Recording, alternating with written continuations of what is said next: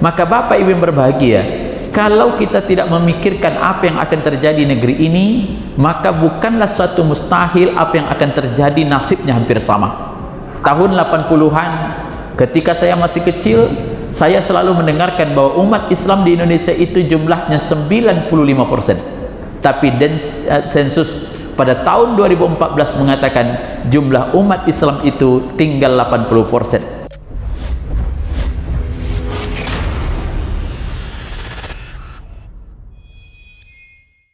Bismillahirrahmanirrahim. Assalamualaikum warahmatullahi wabarakatuh. Alhamdulillah rabbil alamin allazi at'amana bi ni'matil iman wal islam. Asyhadu an la ilaha illallah wahdahu la syarikalah wa asyhadu anna Muhammadan abduhu wa rasuluh. Allahumma salli ala Muhammad wa ala alihi wa ashabihi wa man tabi'ahum bi ihsani ila yaumiddin.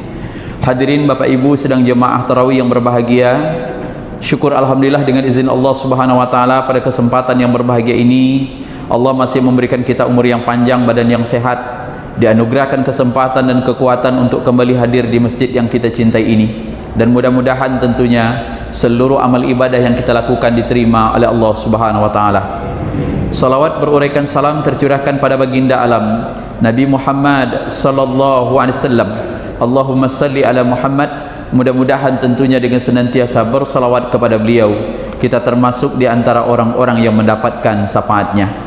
Hadirin Bapak Ibu yang berbahagia, di dalam dinamika sejarah bahwa sesungguhnya umat Islam pernah menguasai 2/3 belahan dunia, dan tentunya terakhir yang kita kenal dengan istilah Khilafah Utsmaniyah yang berpusat di Istanbul ataupun di Turki hari ini. Tetapi sesungguhnya apapun yang terjadi tidak terlepas dari kehendak Allah dan kemauan kita. Bahkan dalam sejarah, kalau Bapak pernah mendengarkan, kita pernah memiliki tetangga negara namanya Filipina. Di dalam sejarah bahwa Filipina itu pernah dikuasai oleh Kesultanan Moro, kemudian umat Islamnya jumlahnya 100%.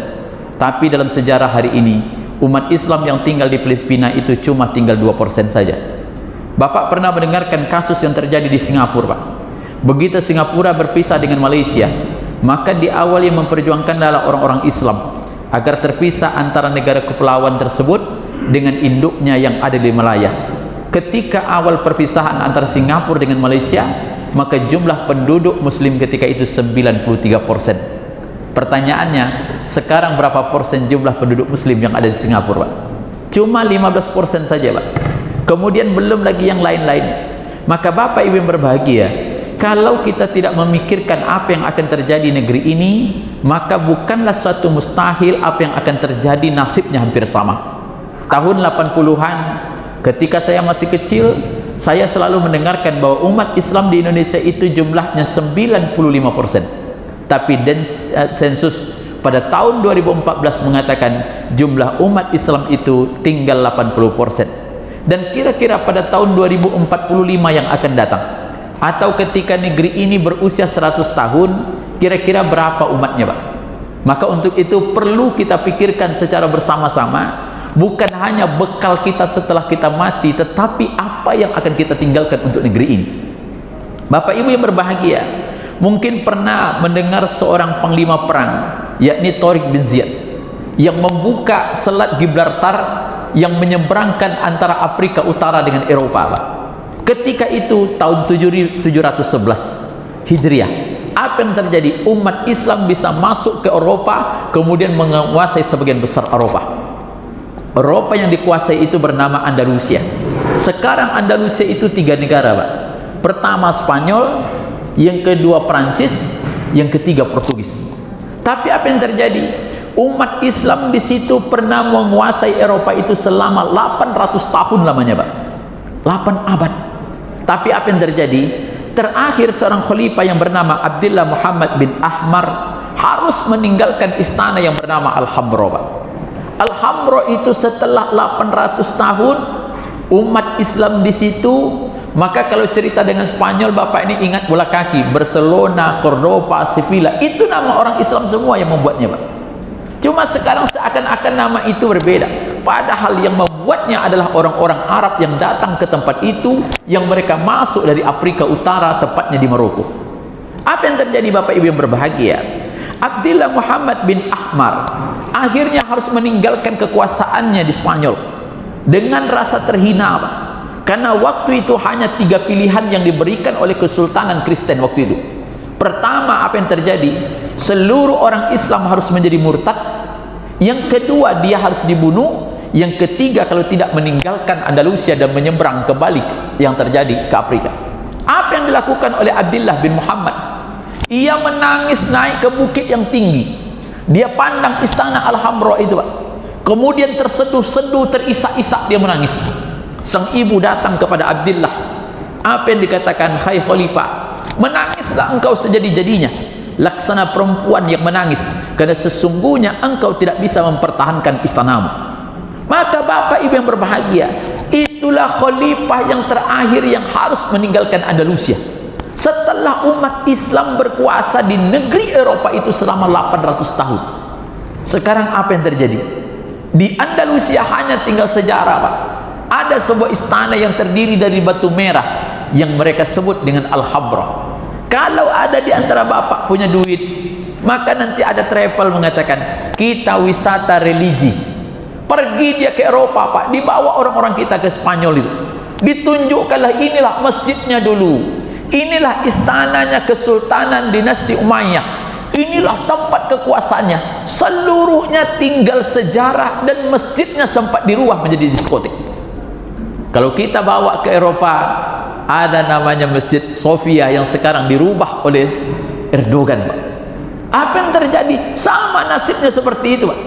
Kalau Eropa meninggalkan gereja yang bernama Sofia yang sekarang disulap menjadi masjid, maka di Andalusia atau Spanyol hari ini ada namanya Alhambra yang sempat dirubah menjadi gereja.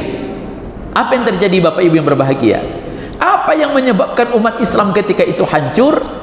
Pertama yang dikatakan perpecahan yang tidak pernah lagi terhindari. Yang kedua yang dikatakan hubbud dunia, Pak. Cinta terhadap dunia itu akan menghilangkan semangat jihad. Yang ketiga apa? Ulama dijauhkan dari pemerintah. Dan yang keempat, kita tidak bisa mendidik anak kita dengan baik. Hampir apa yang kita katakan tadi, keempat-empat itu sudah muncul hari ini. Coba lihat, subhanallah. Yang pertama, kita ini hari ini berpecah belah. Walaupun kita tidak sibuk menyebutkannya, tapi secara jujur kita katakan antara kelompok satu dengan kelompok yang lain saling mencurigai, seakan-akan berbeda pemahaman. Ada kelompok ini, ada kelompok itu. Subhanallah. Yang kita berpecah bukan masalah usuliyah, tapi hanya masalah furu'iyah, dan itu tidak akan pernah selesai. Akibatnya orang-orang masuk, kemudian orang-orang masuk, dia lebih hebat pada simbol-simbolnya, tapi tidak pernah pada hakikat ajaran syariat itu sendiri. Maka lahirlah pemahaman-pemahaman. Bapak coba lihat dulu, sempat di negeri ini dibuat cara membaca Al-Quran dengan langgam Jawa, Pak, dengan alasan ini budaya. Harus bisa membedakan, Pak. Subhanallah. Sehingga kadang-kadang maaf, kita ingin memajukan budaya atau kita ingin hidup dengan agama. Subhanallah. Kita kadang-kadang maaf bingung mana yang budaya, mana yang syariat, mana yang budaya. Kalau maaf, pakaian jubah itu menjadi apa, Pak? Budaya. Tapi masalah jilbab itu bukan budaya, Pak. Itu menjadi syariat. Maka kalau bapak nggak pakai jubah, bapak tidak berdosa selama bapak tertutup aurat. Tapi ketika ibu tidak memakai jilbab, maka sesungguhnya dia sudah meninggalkan syariat, Pak. Maka kita dibuat, subhanallah, dibuat membaca Al-Quran, kemudian dibuat macam-macam. Sibuk kita dengan simbol. Maka saya lucu dulu ketika pemilihan presiden, apa yang terjadi? Disimbolkan bahwa orang bersarung itu orang taat. Alun juga tentu, Pak. Pencilo ayam pun banyak pakai sarung. Subhanallah. Karena kita sibuk dengan simbol, Pak. Tapi intinya mana? Maka dikatakan yang kedua apa yang terjadi? Hubbud dunia. Subhanallah. Bagaimana kita kalau sudah hubud dunia itu selesai? Bukan berarti ketika masa Andalusia itu tidak ada khalifah yang hebat ataupun pegawainya. Ada seorang panglima perang namanya Musa bin Al-Qassam. Ketika orang-orang Islam sudah terkepung oleh orang Kristen, apa yang dikatakan oleh Musa bin Al-Qassam? Saya dikatakan lebih baik saya sahid di bawah tembok Cordoba ketimbang saya harus hidup di bawah penjajahan. Semangat Abu Musa itu, Pak, dibawa olehnya, tapi Tapi raja mengatakan tidak usah, kita nyerah saja. Menyerah. Abu Musa berangkat dengan kudanya sendiri. Dibunuhnya orang-orang Kristen ketika itu, Pak. Tetapi karena dia sendirian, apapun kekuatannya habis. Apa yang terjadi? Sebagian mereka masuk menjadi murtad, termasuk Ibnu Qasamah, seorang menteri yang pada akhirnya menjadi pendeta yang hebat di Cordoba tersebut. Mereka hanya memberikan, kami ingin selamat saja. Apa yang terjadi? Di ujung sana ada dua kerajaan Islam besar. Pertama Islam di Maroko, yang kedua kekhalifahan Utsmani. Tapi apakah mereka membantu yang ketika itu Andalusia? Enggak, Pak. Mengapa mereka tidak membantu? Karena masing-masing kerajaan ketika itu hanya mempertahankan dirinya. Daripada menolong Andalusia nanti mereka hancur, mereka hanya menyelamatkan diri mereka sendiri. Apa yang terjadi hari ini, Pak? Coba lihat. Sesama kita berperang. Yaman dengan Arab Saudi nggak selesai, Pak. Suriah antara orang-orang Kurdi itu orang Islam juga, Pak, saling membunuh. Subhanallah. Di Iran dengan Irak, antara Sunni dengan Syiah, nggak selesai-selesai, Pak. Habis. Subhanallah. Maka terjadi seperti itu. Siapa orang, kalau ditanya apakah mereka memerang, apakah Arab Saudi memerangi Yaman, itu karena Islam atau ada geopolitik, ada kepentingan politik? Nilai persaudaraan itu sudah hilang. Maka maaf Bapak Ibu yang berbahagia, apa yang harus kita lakukan, Pak Ustadz? Hanya ada nasihat Al-Quran dalam surah Al-Kahfi ayat 27 dan 28. Watlu ma uhiya ilaika minal kitabi min kitabi rabbika la mubaddila li kalimati rabb. Ada yang dikatakan, bacakanlah apa yang diwahyukan kepadamu. Apa Al-Quran? Anak-anak kita mesti diajarkan Al-Quran. Mereka tidak hanya menghafal, tapi mereka cinta. Maka masjid mesti ada program anak-anak. Karena maaf, yang akan mengisi masjid ini 10 tahun akan datang adalah anak-anak. Maka kadang-kadang ada juga sedikit aneh, Pak. Masjid itu programnya lebih banyak orang tua. Pada orang tua itu dah lama mati dulu. Saya, Pak Ustadz, nanti tolong ke masjid ya. Ngapa, Pak? Kami ingin latihan memandikan jenazah. Yang ikut latihan 65 tahun, kan tak perlunya ikut latihan, ya Pak. Ini yang akan dimandikan. Yang harus latihan itu anak SMP, anak SMA. Walaupun belum tentu juga. Iko yang latihan memandikan mayat itu lah mengangguk dan nak mati sedot. Ngapa pula dia yang dilatih lagi? Yang dilatih itu anak SMP, Pak. Subhanallah. Karena kemungkinan mereka lah yang akan dimandikan. Tapi kalau dia katakan, Pak Ustadz, kami anak-anak kami latihan memandikan jenazah, perlu satu orang contoh. Itu apa-apa boleh masuk jadi contoh dimandikan apa situ? Dengan harapan begitu mati besok apa ndak kaget leh. Kan gitu. Kita siapkan anak-anak kita, Pak. Dia tidak hanya membaca Al-Quran tapi mampu mengamalkannya. Bapak mungkin pernah mendengar seorang laki-laki yang bernama Abdurrahman bin Muljam, yang hafal Al-Quran, yang pernah dikirimkan oleh Umar bin Khattab ke Mesir untuk mengislamkan orang. Tetapi apa yang terjadi? Dialah yang membunuh Sayyidina Ali bin Abi Thalib. Apa yang menyebabkannya, Pak? Dia ingin menikah dengan seorang perempuan yang bernama dari kelompok Khawarij. Wanita itu mengatakan kepada Abdurrahman, ya Abdurrahman, saya mau menjadi menikah denganmu, tapi dengan syarat mas kawinnya adalah sebentuk darah. Darah siapa yang dimintanya? Ali bin Abi Thalib. Dibunuh oleh Abdurrahman itu. Artinya dia hafal Al-Quran, tapi pengamalannya enggak kuat.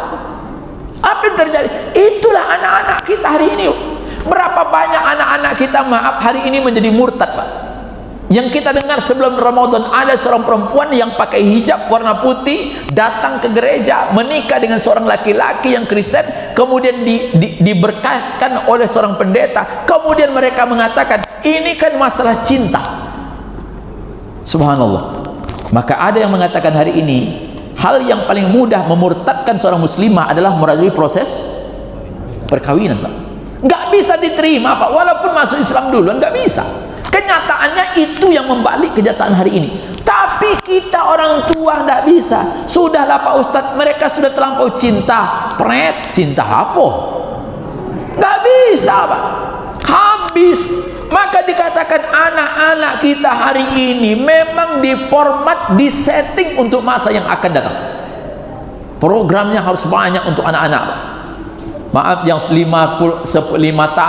tahun, 20 tahun yang akan datang, yang usia 10 tahun ini menjadi orang-orang hebat. Kalau kita tidak siapkan, siapa yang akan terjadi?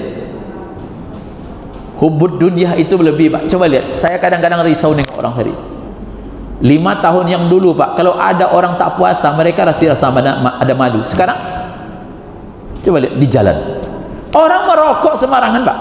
Yang itu bukan orang kafir. Kalau orang kafir merokok urusannya ada. Ini yang merokok ini bapak-bapak. Kemudian bertanya, Pak Ustadz, lah berapa hari orang puasa? Tanya dulu ke awal, bila orang pulang kampung. Yang diceritakannya kampung, Pak. Tidak ada, Pak. Kalau dirinya saja dia tidak ngurus, apalagi semangat jihadnya, Pak. Kalau semangat jihadnya hilang, maka maaf, agama ini tidak memiliki apa-apa. Maaf, dulu, Pak, kalau Bapak pernah membaca sejarah Indonesia, siapa orang pertama kali bergelar haji di Indonesia, Pak? Yang membuat haji itu siapa? Dan siapa yang pertama kali pakai peci hitam? Coba baca sejarah. Ketika awal-awal Pak Soekarno itu nak mau disebut haji itu, Pak, baca sejarahnya. Mereka malu, bahkan dulu orang yang dianggap ningrat kalau mereka sekolahnya di sekolah Belanda. Satu di antara tokoh Islam yang mereka yang tidak mau menyekolahkan anaknya di sekolah Belanda itulah Haji Agus Salim, Pak. Dan dialah yang pertama kali memakai gelar haji, maka selalu disebut Haji Agus Salim. Yang haji-haji yang lain itu baru potong tuh, Pak, setelah merdeka kok baru. Tidak mau, Pak. Bahkan anaknya mengatakan, ayah kamu tidak pernah sekolah di Belanda kepada anaknya, tapi ayah kamu hebatnya bahasanya seperti Belanda. Marah anak Agus Salim itu kalau ayahnya dibilang seperti Belanda, Pak. Itu hebat harga dirinya, Pak. Subhanallah. Maka orang mencemehkan Haji Agus Salim. Pertama, dia tidak pernah mendapatkan pendidikan Belanda. Kemudian dia mengharamkan anaknya di sekolah orang Belanda. Kemudian maaf, tetapi dia menguasai ilmu orang Belanda. Bapak pernah ingat tahun 80-an berapa banyak orang tua senang kalau anaknya sekolah di Santa Maria, Pak. Dan itu menjadi tren. Kalau sudah terlanjur bertobat. Itu dulu, Pak, di mana anak Bapak sekolah? Di Santa Maria. Di mana kuliahnya? Di Atma Jaya. Begitu, Pak, lagi sombongnya, nggak bangga dengan Islam. Sehingga waktu itu orang masuk pesantren dianggap orang yang hanya prestasi dengan dunia. Maka maaf, kita mumpung bulan Ramadan, yang kita pikirkan anak-anak kita ke depan. Dia mesti menguasai teknologi, Pak. Dia mesti mengerti perdagangan. Kalau tidak, inilah masa yang kita akan tergilas. Jangan sampai kasus Andalusia akan terulang di negeri ini. Karena maaf, Andalusia itu 800 tahun, sementara di Indonesia belum sampai 100 tahun. Kapan Indonesia itu sampai 100 tahun? Pada tahun 2045 yang akan datang. Subhanallah. Maka bapak-bapak yang akan berjuang harus dibuat sarana untuk anak-anak kita ini tertarik untuk datang ke masjid. Dia cinta ke masjid. Datang dia ke masjid, dia baca Al-Quran bukan karena dipaksa. Kemudian senang dia, Masya Allah. Ibu-ibu juga Masya Allah. Anak-anak kita hari ini, Subhanallah, harus diajarkan dia ilmu, diajarkan dia adab.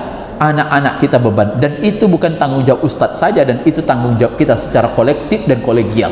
Kalau tidak, sekali lagi, ini adalah masa yang sangat sulit. Subhanallah.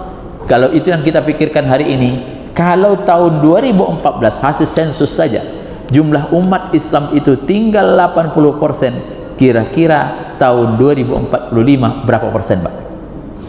Dan tidak ada undang-undang yang melarang presiden itu tidak boleh agama lain. Jangan-jangan 45 tahun yang akan datang wali kota Pekanbaru bisa saja non muslim. Berapa persen orang non muslim di Pekanbaru?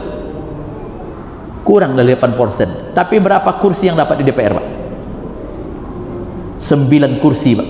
Kalau 9 kursi dari 45 itu berapa persen? Subhanallah. Siapa yang memilihnya, Pak? Ya Bapak lah milihnya. Lah salah, Pak Ustaz. Ya tanggunglah 5 tahun tuh. 45, 9 kursi dia dapat dari berbagai posisi partai politik. Yang salah apa? Umat Islam. Subhanallah. tidak sampai 10%, tapi kursi yang didapatkannya luar biasa, Pak. Itu kehebatan politik yang mereka kuasai. Kalau mereka sudah menguasai itu, apa yang akan terjadi di masa yang akan datang? Dan itu hampir merata di setiap kabupaten dan kota yang ada di Pekanbaru. Mudah-mudahan ini menjadi PR semua, apalagi 10 akhir Ramadan ini kita banyak iktikaf, termasuk yang harus kita pikirkan apa yang akan kita tinggalkan buat negeri ini, yang tidak lain adalah agar anak-anak kita nantinya menjadi anak-anak yang soleh. Mudah-mudahan ada manfaatnya. Assalamualaikum warahmatullahi wabarakatuh.